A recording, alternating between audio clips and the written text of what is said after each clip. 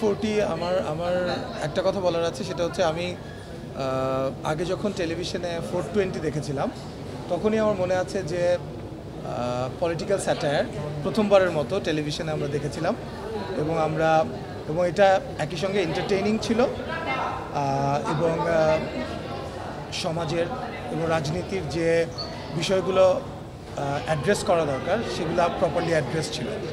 আর এবার যে সিনেমাটা আমরা বড় পর্দায় দেখলাম এইটা তো অসাধারণ হয়েছে এবং খুবই কন্টেম্পোরারি।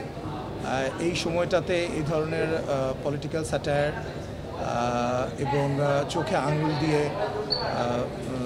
আমাদের সমাজের অসঙ্গতিগুলো এবং রাজনীতির অসঙ্গতিগুলোকে দেখিয়ে দেয়া, সেটা আমার মনে হয় না এই ধরনের সিনেমা আর হয়েছে। সো আমি মনে করি দর্শকদের সিনেমাটা দেখা উচিত।